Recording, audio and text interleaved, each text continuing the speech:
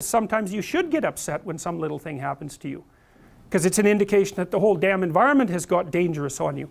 And sometimes you should just brush it off because, you know, its net consequence is low. But how do you calculate that? Very, very difficult question.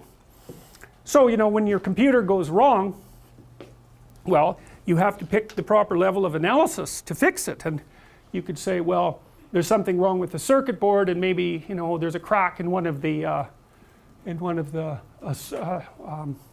somewhere that it's soldered, and or, you know, sometimes now when people are building microchips, they've run into a crazy problem.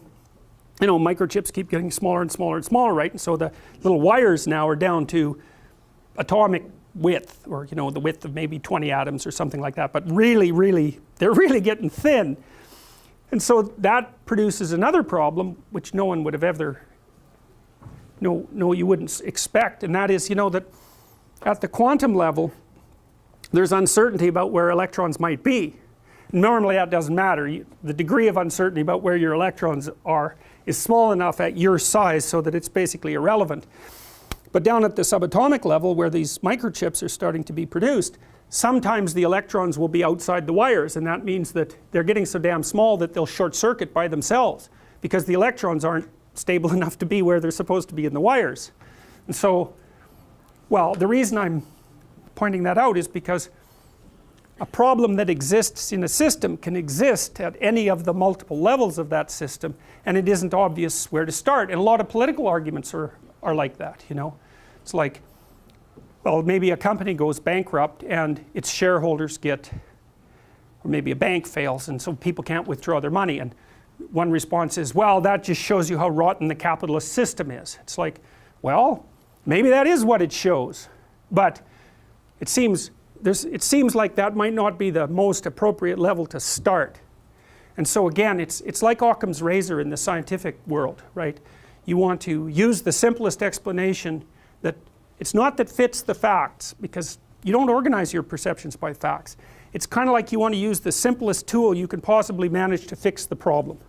So you don't, when your car has a flat tire, you don't buy a new car. You fix the flat tire if you can figure out how to do it. And so you go for the thing that will put the tool back together with the minimum involvement of time and effort. It's something like that. And you care about that because you have limited time and you have limited resources. And so it makes sense for you to conserve them. And I'm telling you that partly for practical reasons too, because this is a very useful thing to know.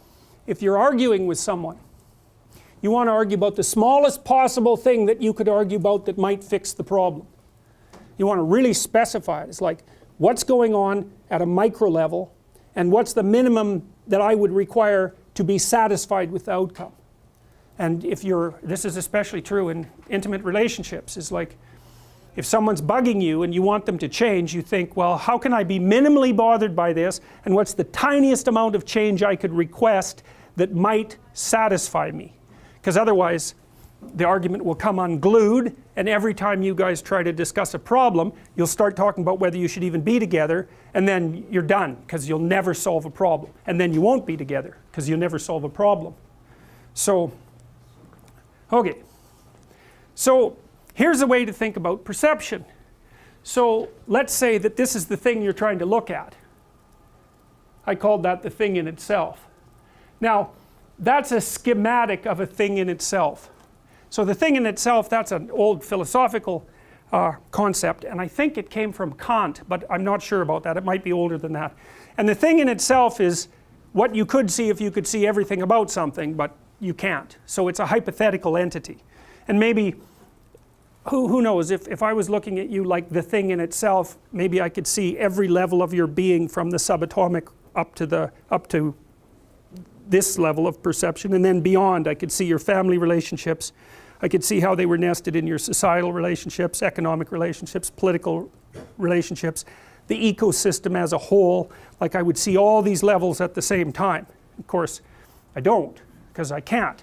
What I see instead is, first of all, you're radically simplified by my senses, because they're just not acute enough to say see you at a microscopic level, and they're not comprehensive enough to see your connections across time. So my senses filter a bunch of you from me right away, and then I'm also filtered from you by your willingness to act like I want while we're together, because you could be doing all sorts of strange things at the moment, but you're not.